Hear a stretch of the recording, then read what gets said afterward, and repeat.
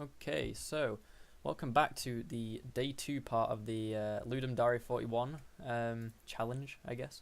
And this video I should have uploaded last week when I actually did the challenge, but I've had the footage lying around and I've been really busy with other stuff. But luckily I still have it here so I can commentate over what's going on the day 2 part. I'll also leave a link in this video for the game if you want to download and try it out, I guess. I don't know where I'm going to host it, somewhere maybe an online service like OneDrive or Dropbox or something. Anyway, I'll just get back into the video. So, day 2, well, in day 1, I pretty much completed making the whole game. It worked as I wanted it to. I could add more features, but in general, it's all there. So day 2 was mainly adding sound effects, little visual effects, all that lot. Basically making it look nice. As well as adding a few new features like power-ups. That was one thing I left till day 2 because, well, I still had plenty of time on day 2 to get that done. So I'll talk what I'm doing right now in the video, about what I'm doing right now. So at this point I have made sound effects for when you pick up coins and when you pick up gems and so on.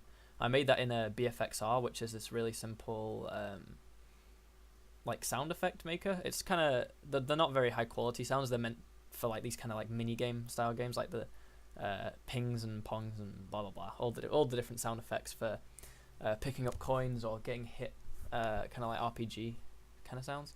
I was also making particle effects for the coins and the gems when you pick them up, and I honestly didn't know what I wanted at first. I was originally planning on having little sparks come off them, little like twinkles, sparkles, whatever you want to say. But in the end I thought it'd be pretty cool, because I've never used it before in particle effects, is to make the particles the actual model themselves. So I made it so that the particle effects that come off the coin are lots of mini coins. By doing that, you go into the renderer and you just change it from like default particle to be mesh, and then you just put your mesh in for the coins. And I also added rotation and collision so they like hit the floor, and I really like how it looks in the end. The sound effects, they're not perfect. I didn't have too much time to spend on it, and also I'm not very experienced in making sound effects, so I thought, Also, as you can see, I keep testing the game every so often for, well, seeing how the sound effects work, because one thing to note is that if you try this game and it's not perfect, if you come across a bug or anything, obviously you can tell me and I can update it and load it, fix. But because I'm not properly publishing this game like I would any other game, it's just for a competition, there will be bugs that I've not seen because it's just me testing a little mini game thing. So far, any bugs I found I fixed. I've not left any bugs in that I've noticed, but there will be some there that I haven't noticed. Anyway, what else did I do? Well, right now I'm still doing particle effects, but some other things I did is I made it so bombs can also fall from the sky, because I thought it's a bullet hell game, want to add a bit more challenge, make them coming from everywhere, other than below, because that would just be a bit stupid.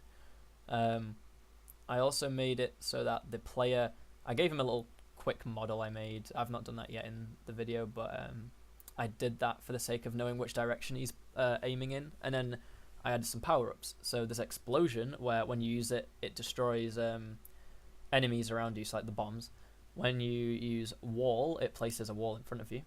And then I made gem rush or potluck or something, where it spawns 10 gems across the board, and that's basically, then you have to still go pick them up. But yeah, here.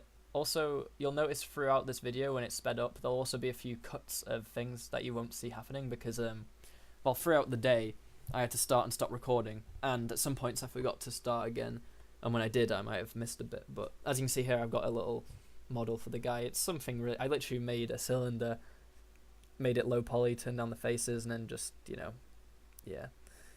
So what am I doing right here? I'm making the whole rotation and the way the character's facing. So I wanted it to place the wall in front of the character, so if he's aiming to the right and use a wall, it'll spawn it on the block to the right. I didn't take into consideration if you're at the edge of the thing and you try and spawn it off the edge, because it really won't make that much of a difference. I mean, it'll still stop the bombs coming on, so yeah, I had no problem with that. The UI, well, I just reused, because since I wasn't entering the comp, I was entering the jam part of it. I made it so that, well, basically I reused UI elements from my other game, like the simple ones for UI, because I didn't want to waste time doing that, and I didn't have to, and I just wanted to keep it simple. I also, as you can see, messed around a lot with the UI, trying to fit it, because I knew I wanted to have those cards available all the time, but I wanted to have power-up cards as well. So I make it, as well as picking up coins and gems, you can pick up question marks, which, just like in Mario, I guess, in Mario Kart, you pick up your thing and you get a random power-up. It's kind of like that. You go over it. And I also made it check that if you already have power-up, it doesn't, like, just get rid of that. Now, what am I modelling here? This is probably the question mark. Yeah, I tried making a question mark, realised I couldn't get the proportion exactly right, just off the top of my head. So I ended up searching a question mark. Obviously, I know what a question mark looks like, but it just didn't look right to me. So I decided to go and... Oh wait, was this the one I ended up using? I can't remember. I've not looked back over the footage till now. Now, here we go. So I went in Blender and I got a question mark, and then I just reshaped mine to fit the actual good question mark, so it didn't look stupid. There we go. Obviously, it looks a lot better now. And because I wanted to add a bit of variance, since the coins and the gems spin in place, I made it so that the question mark bobs around in place. You'll see when I do the animation. It doesn't just spin like the rest. I feel like if everything was spinning, it wouldn't be as cool. So, yeah, obviously I'm sizing everything, positioning it right, making sure it all works properly, getting the hitbox and everything. See, the hitboxes for the power-ups technically could just be in the center of the hitbox, in center of the square, because the player's only going to be in the center of the square anyway. So, in hindsight, it would have been safer doing that so that you can't accidentally pick up a power-up when you're not on the block it's on. I feel like maybe at the moment with a question mark, I've not tried actually. If you're on the block next to it, you might be able to pick it up. But yeah, I'm making the little bobbing around animation and also the fading animation afterwards. Just like the rest of them have the fading animation afterwards when they're gonna die and run out. Okay, what am I doing here? This is like a new bit of footage, I think. I'm just looking down at my timeline. Yep, here we go. Okay, so I'm testing it. I have honestly forgotten what I was doing at this point. I'll just wait till it's obvious. Oh yeah, so here's when I'm setting up the power-ups. So I basically need to get another card, and I start off keeping it simple, just having one spell and just having it always available. Because one good thing to get into when you're making a new system in a game or a new anything is just to make one, see if it works before you make the rest. Because like in my other game, when I added the spell system, I didn't go mad on making spells before I tested anything. I made one spell, and I got that working, got that all set up exactly how I wanted it before I made any more spells. Obviously, since then I've changed it over the months, but in general, you want to get everything working right. So once I got one power-up working, I made it so that I could easily add others. Because once I've made it so that you can destroy enemies around you when you drop that card, I just made it so that you drop other cards, and then you get the other power-ups like Wall and Gem Rush. If I had more time, I could make more power-ups, or if anyone gives a suggestion for another power-up they think it would be cool. I mean, I didn't make this game with the intention that it's going to sell. I mean, I'm not going to charge anyone for it. It's going to go up for free, who cares? It's just a kind of fun thing to do, and also it's good experience, good practice. And also I'm going to put it on my portfolio online because, you know, any little thing I make I can put on there as showing off experience I've got. And right now, what am I doing? Instantiating the question mark. Yeah, I'm trying to get the question mark power up to work. First, I want it so that if I go on the question mark, it disappears. Then I want it to be, when it disappears, it adds the power up. Now, at the bottom right, where there's like an empty space, that's where the power up goes. If I spent longer thinking about it, I could have made a nicer UI, but at the moment, I don't really have a problem with it. It's not perfect, but it's not bad. You just have the directional cards, and then you have jump and power-ups.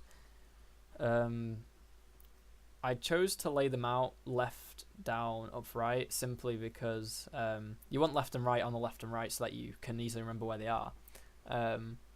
And then I think left next to down makes sense. I don't know.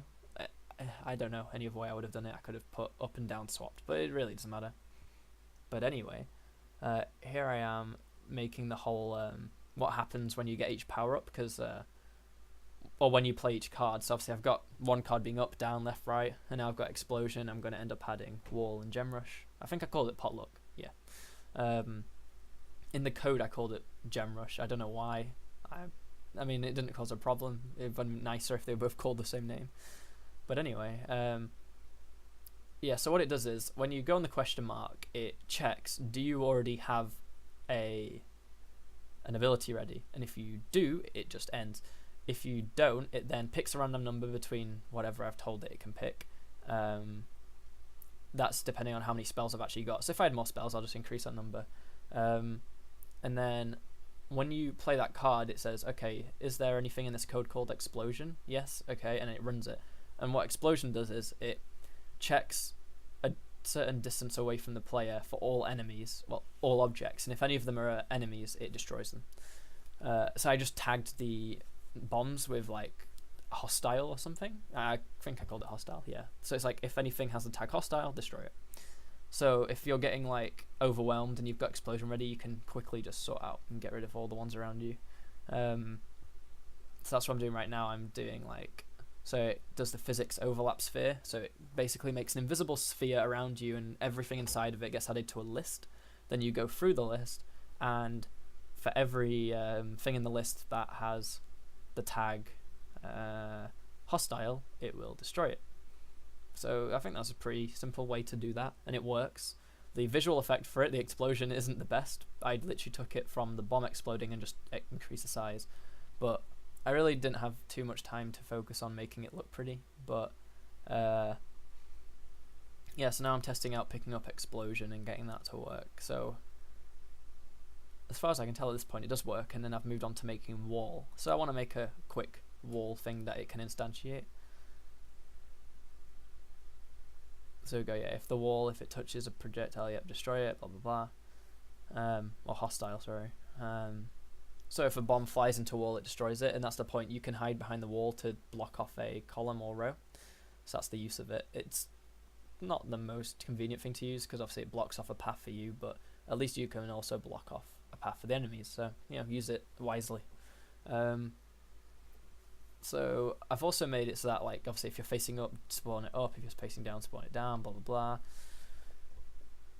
blah. Also, another thing you'll notice is when people are doing kind of coding in these game jams where you only have limited time, it's probably not the most efficient stuff. Like, there's quite a lot of repeated things. I could have put in functions in places, which arguably would have saved me time.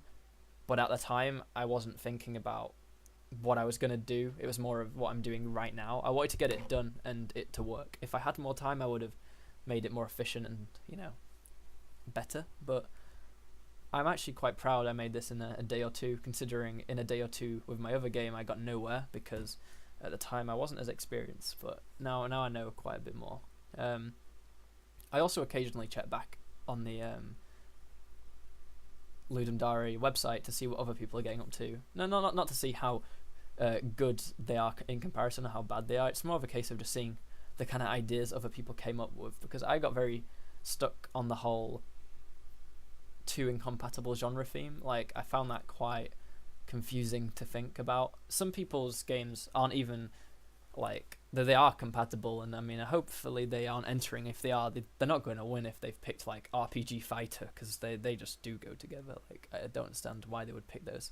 And I picked two genres of game types, like bullet hell and cards, but I see some people chose a genre and then a theme, like someone made a kind of like RPG food game or something. I don't know, I didn't look too much into it, but they mixed genres in that sense, and I guess that might have been what they meant. Usually it's up to interpretation.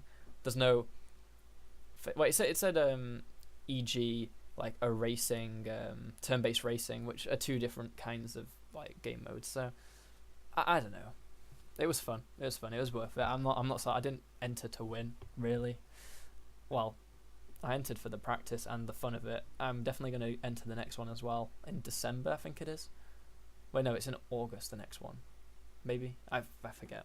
Yeah, it must be August, because it's every 4 months. Obviously you can see me every so often flicking out to YouTube, just because, you know, I need some kind of music on at some point. Oh yeah, here I am, just modifying the particle effects for the coins dropping. I don't think I show any more footage after this. It goes straight into the final game, because the only thing I did is add one more power up, and I forgot to record making that power up, the gem rush, where it adds 10 gems. like randomly over the place. But anyway, here's the game. So press start. Obviously, it's the same game that you've seen in the other bit where I showed the game, but now the differences are we've got the cool particle effects, we've got, well, the sound effects, I guess. There's also the gem rush I use. As you can see, gems spawn everywhere. The power-ups with the question mark. It's a bit hectic, and that's what it's meant to be, hectic, because of the whole style of the game with bullet hell and whatever. Obviously, yeah, the ones falling out of the sky make explosions when they hit the ground. I like the whole like coins dropping on the ground. Game over, 350 out of 350. The high score thing works. Everything works fine. Anyway, I hope you like watching both the videos on the whole adventure competition, blah blah blah, everything. I had really good fun making it, and from my last video I got quite a few views, people intrigued by it and interested, and I hope this might motivate some other people to try in the next one, because I'm definitely going to try in the next one. And I hope people like this video as well, showing off the second day of the competition, because I really enjoyed it.